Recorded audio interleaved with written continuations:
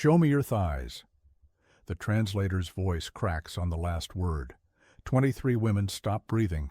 Canvas walls snap in the Pacific wind. Okinawa, June 1945.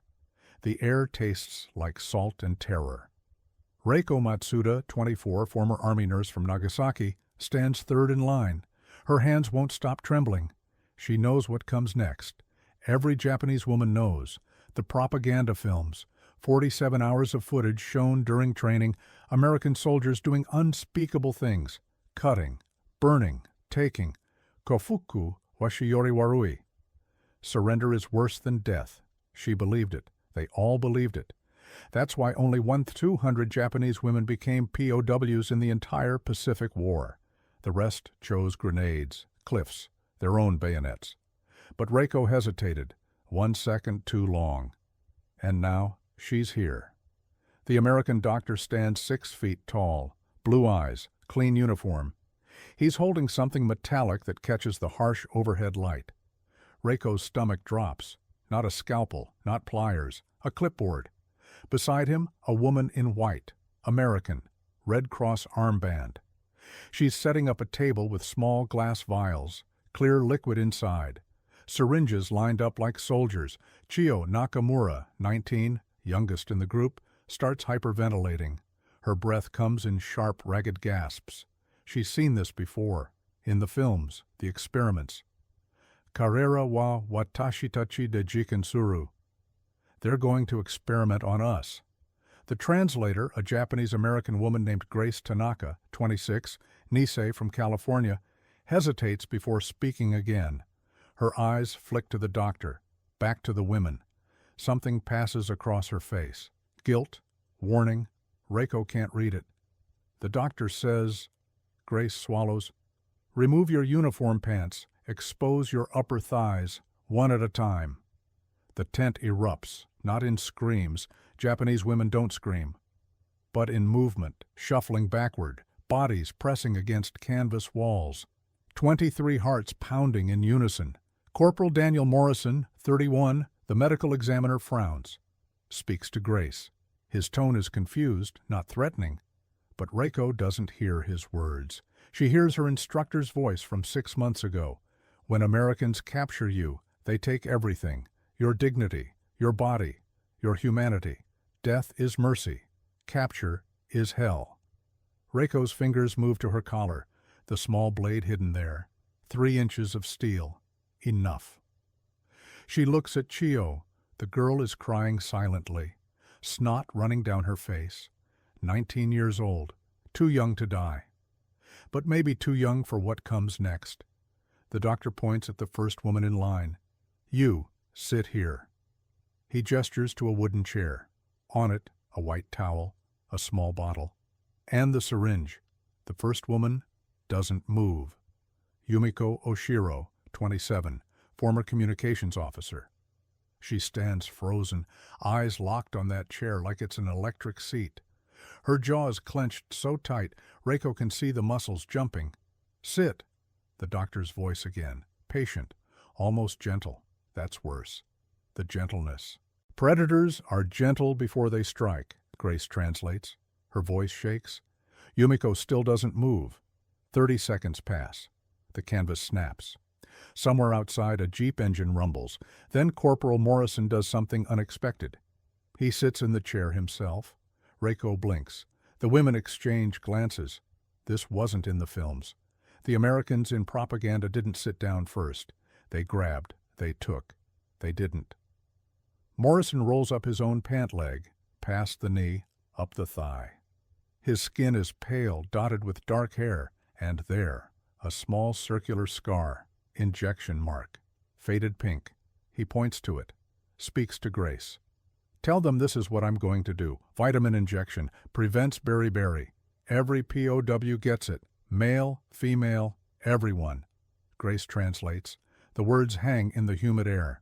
Vitamin? Kake? Beriberi. The disease that turns muscles to water, that killed 15,000 Japanese soldiers in the Philippines alone. Reiko saw it happen. Men who couldn't lift their rifles, couldn't walk, hearts giving out because the tissue forgot how to pump. But vitamins from the enemy. Naze karera wa watashi tachi o taskeru no ka? Why would they help us? Chio whispers the question. No one answers, because no one knows. Morrison stands, gestures to the chair again. Yumiko looks at the other women. At Reiko, at the hidden blade in her collar. Then she walks forward. Every woman holds her breath. Yumiko sits. Her hands grip the chair edges, knuckles white. Morrison kneels like a servant, not a conqueror, and points to her thigh through the uniform. I need to see the skin, just here. He traces a small area. Checking for ulcers first, then injection, Grace translates. Yumiko's eyes are wet, but her hands move to her waistband. The room is silent except for fabric rustling. She exposes 3 inches of thigh, pale skin, a dark spot near the hip. Morrison leans closer, his brow furrows. Nurse Sullivan. His voice changes, sharp now, urgent. Get over here. The American woman in white rushes forward, looks at the spot. Her face goes pale. Yumiko sees their expressions, starts to panic. Nani ga okota? What? What happened? Morrison looks at Grace. His next words will change everything. Tell her she has an ulcer, stage 2. If we'd waited 3 more days, he doesn't finish. 3 more days and she loses the leg. The words hit like artillery.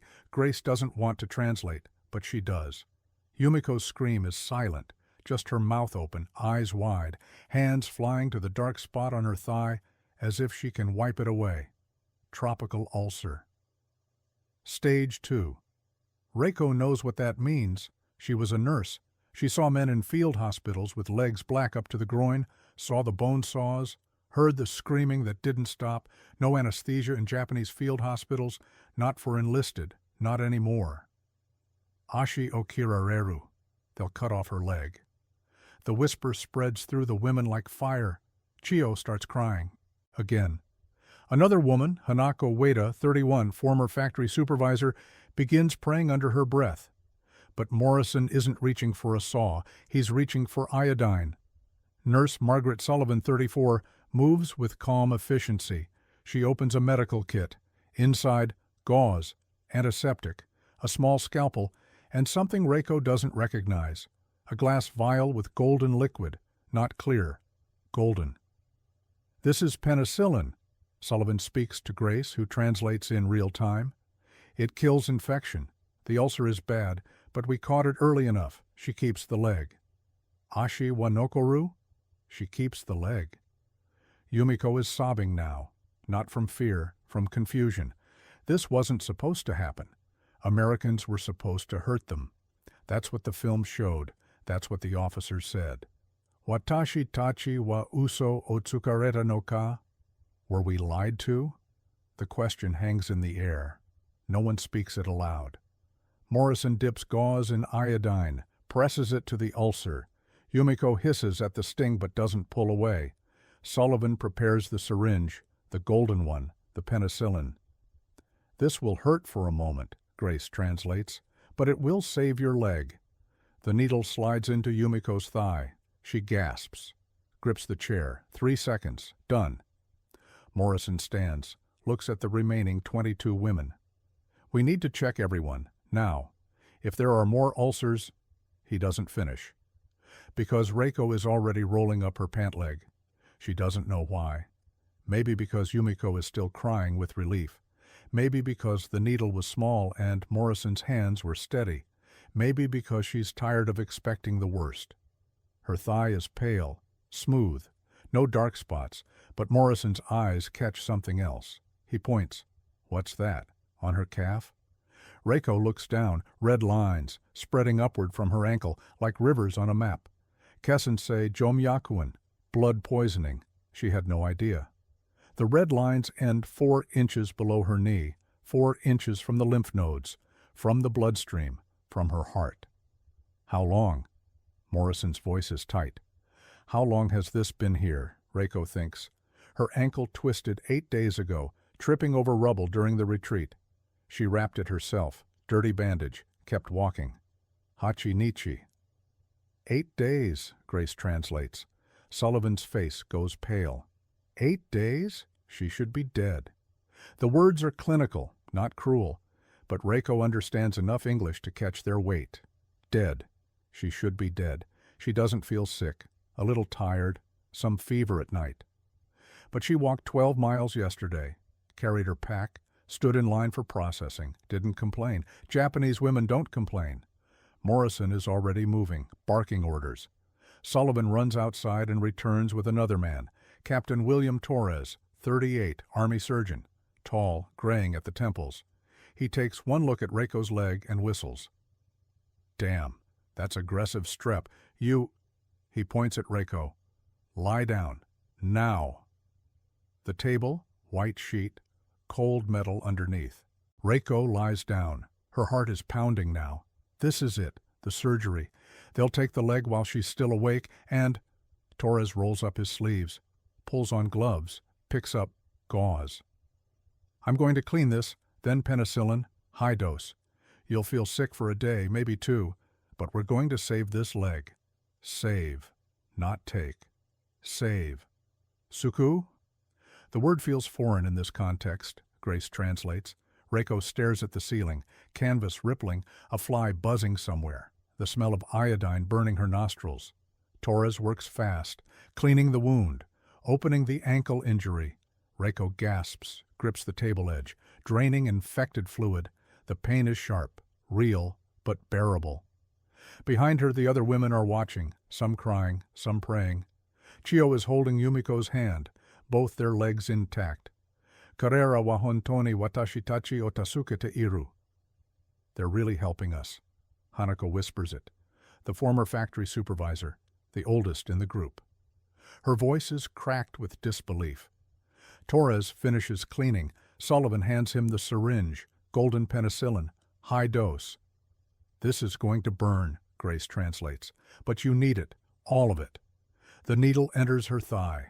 Fire spreads through the muscle. Reiko bites her lip until she tastes blood. 10 seconds. 20. Done. Torres steps back, looks at her leg, nods.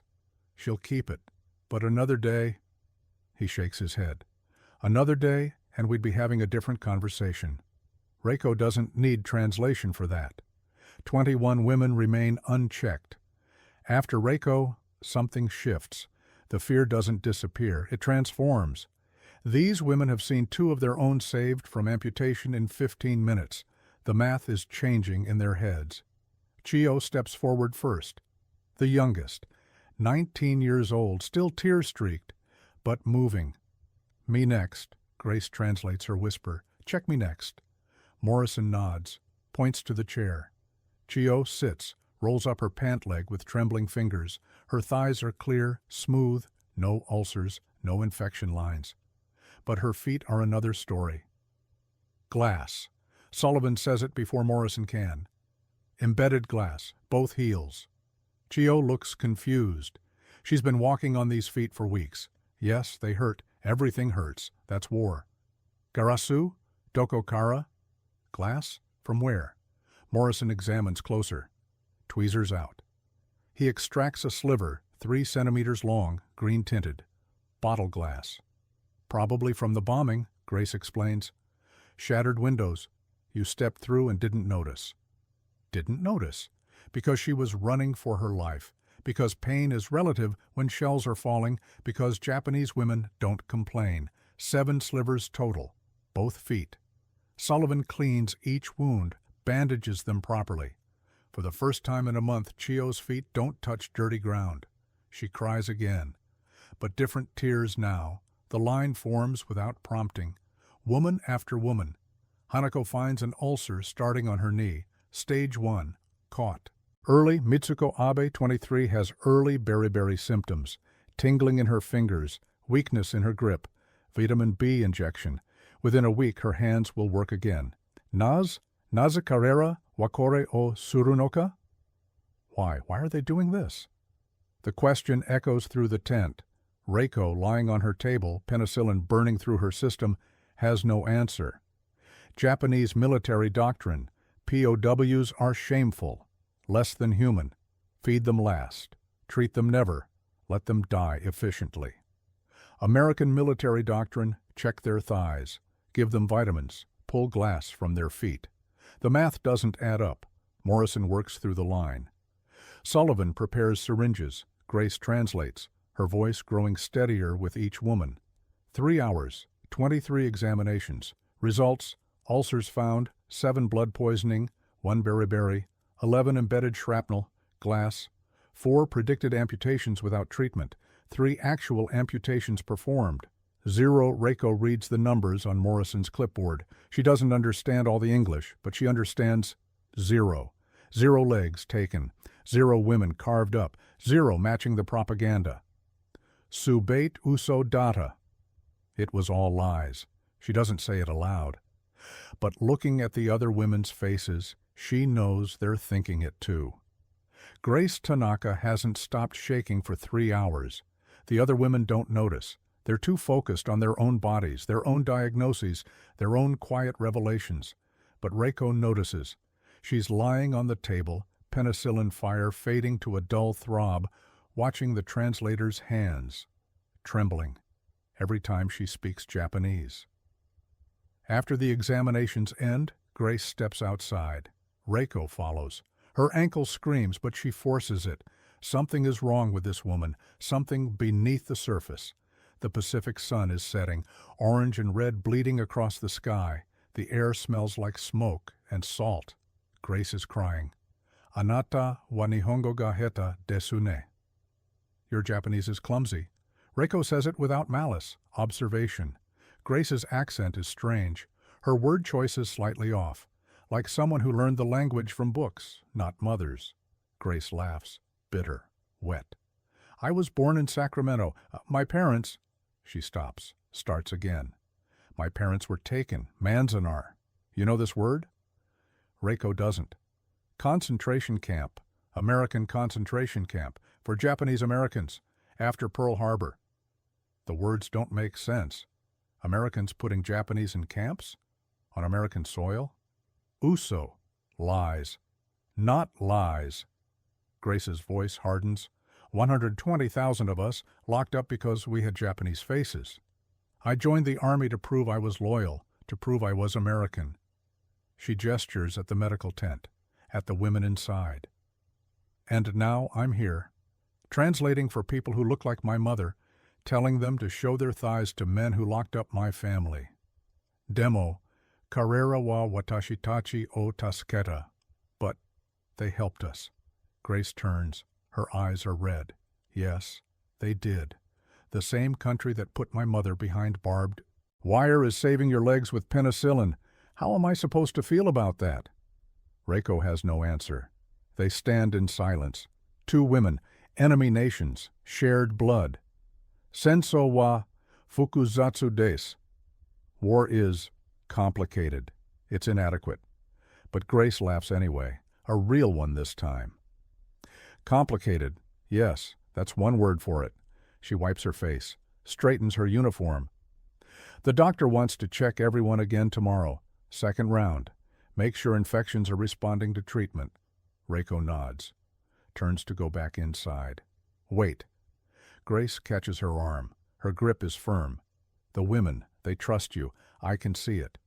When tomorrow comes, help me explain. Help them understand this isn't a trick. Can you do that? Reiko looks at Grace's hand, at the tent behind them, at the setting sun. High. Yes, she doesn't know what tomorrow brings, but tonight no one lost a leg. Tonight, that's enough. Morning comes with new fear. The penicillin should be working. That's what Sullivan said. 18 hours and the infection should start retreating. Reiko wakes on a cot. Not the ground, an actual cot with a blanket, and immediately looks at her leg. The red lines are still there, but shorter, faded, 2 inches back from where they ended yesterday. Kite iru. It's working, she breathes.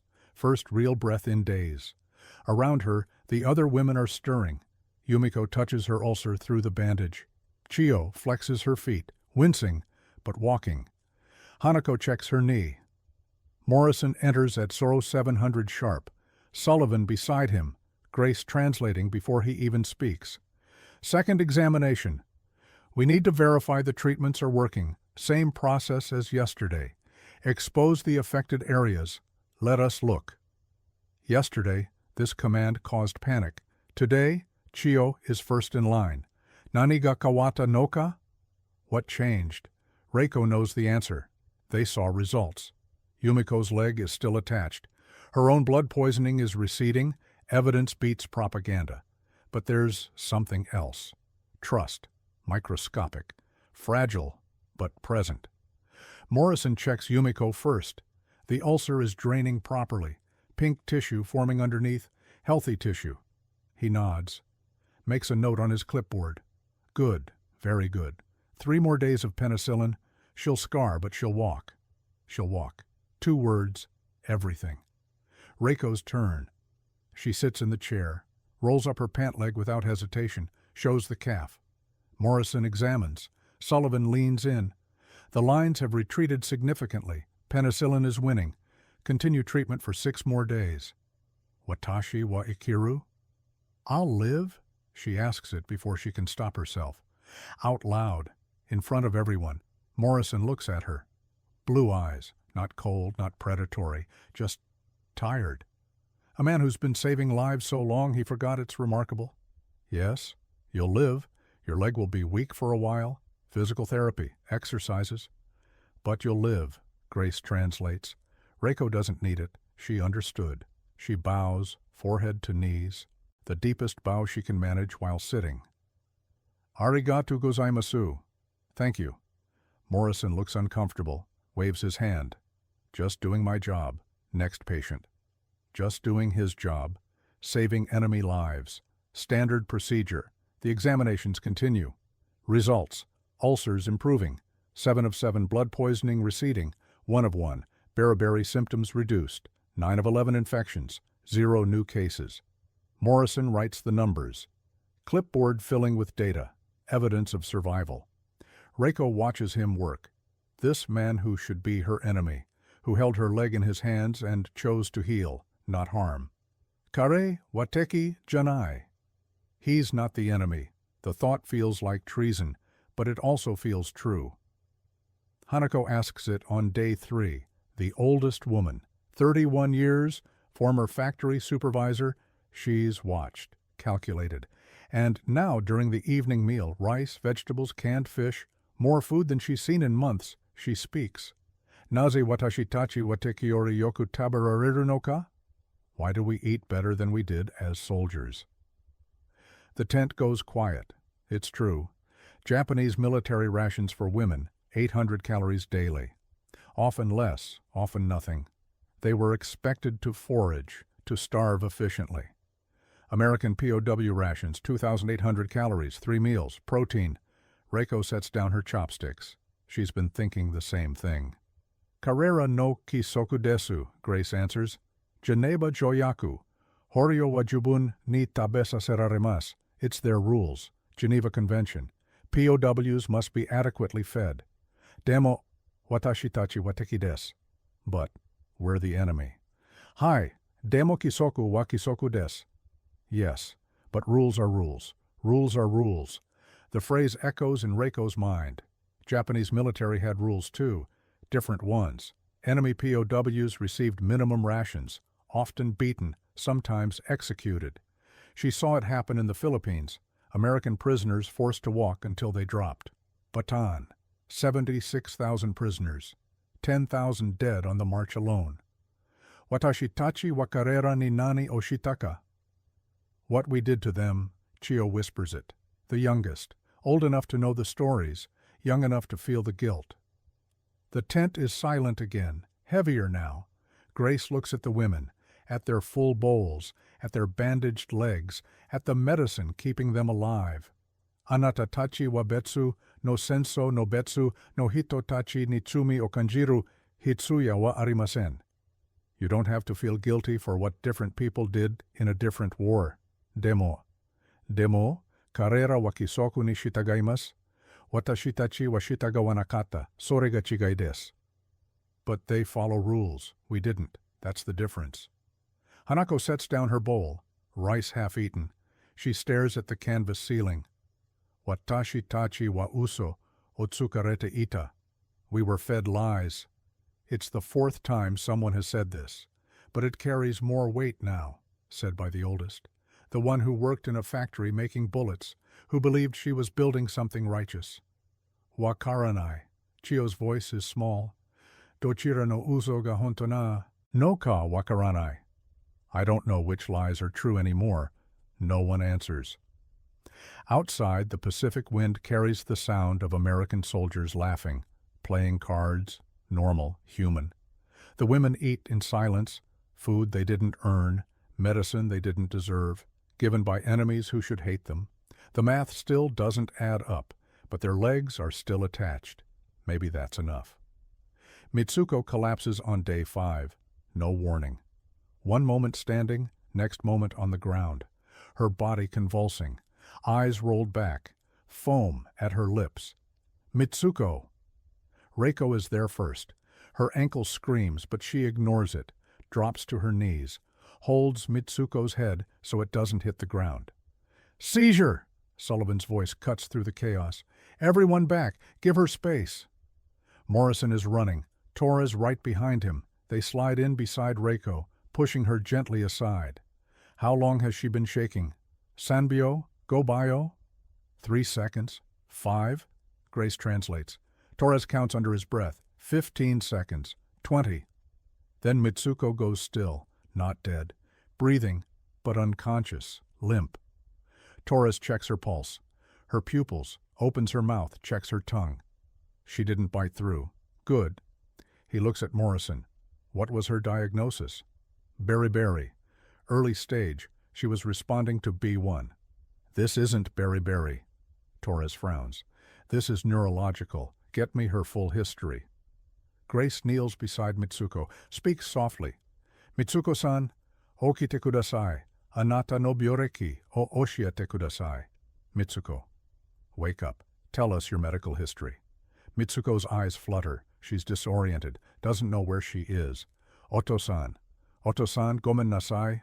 Father, I'm sorry. Delirious. Calling for her father. We need information. Torres is urgent now. Anyone know her history before the war? Chio steps forward. Kanojo wa byoki deshita, koromo no toki, tenkan. She was sick.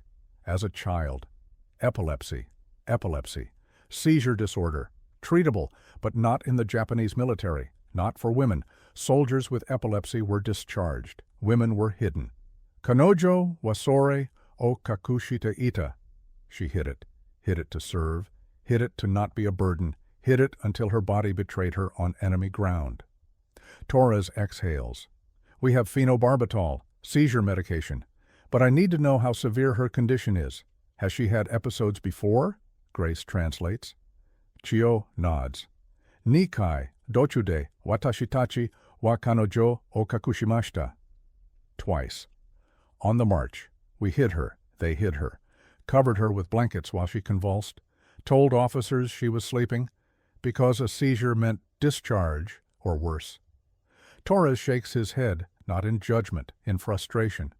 She needs ongoing treatment, real treatment, not hiding.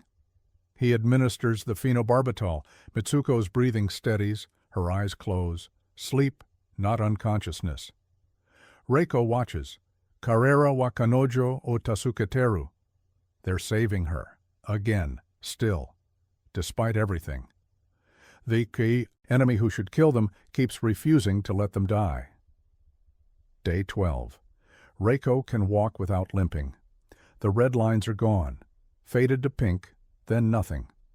Her ankle still aches in the morning, but Sullivan says that's normal. Scar tissue. It'll pass. Morrison does final examinations, 1 by 1. Results. Ulcers healed. 7 of 7 blood poisoning resolved. 1 of 1 beriberi reversed. 11 of 11 seizures controlled. 1 of 1 legs amputated. 0 deaths. 023 women walked into that tent expecting monsters. 23 women are walking out. But something else happens on day 12. Something no one expects. Torres enters with a piece of paper. Official letterhead. U.S. Army. Gathered everyone? Good. He clears his throat.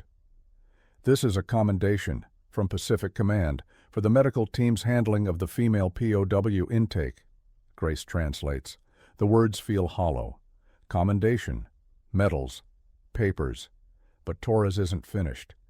There's also this. He pulls out another paper, smaller, handwritten.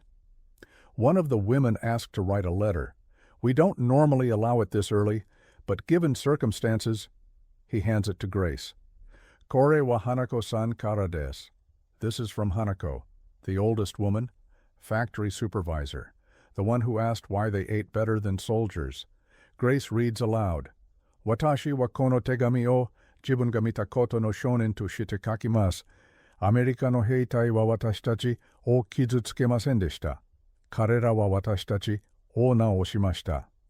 Watashi wa 40 年間 工場で弾丸を作っていました。彼らの兵隊を殺すための弾丸。彼らは私の膝に薬を塗り、私の足を救いました。私はこれを理解できません。でも、これは本当です。Translation. I write this letter as witness to what I saw. American soldiers did not harm us. They healed us. I spent 4 years making bullets in a factory. Bullets to kill their soldiers. They put medicine on my knee and saved my leg. I do not understand this, but it is true. The tent is silent. Hanako stands in the corner, face wet, hand steady. Watashi wa sakai ga kore o shiru koto o nozomimasu. I want the world to know this. Grace folds the letter, hands it back to Torres. Will it be sent? Torres nods. To the War Records Office, for history. For history. So 70 years from now, someone might read it, might know that in June 1945, 23 women expected hell and found healing instead. Reiko looks at Hanako, at the letter, at the clipboard Morrison still carries, filled with evidence of survival. Kore wa Rikishi ni no koru. This will remain in history, whether anyone believes it or not. Departure day. The women line up outside the medical tent. Different now, straighter, healthier, bandages visible but healing beneath. A truck waits to take them to the main POW facility. Better barracks, more women, continued treatment. Morrison stands by the tent entrance, Sullivan beside him, Grace translating one final time. You'll receive follow-up care at the main camp. Any complications? Report immediately. Don't hide symptoms. Shoujo o kakusanai de. Don't hide symptoms, the opposite of everything they were taught. Reiko watches the other women board the truck.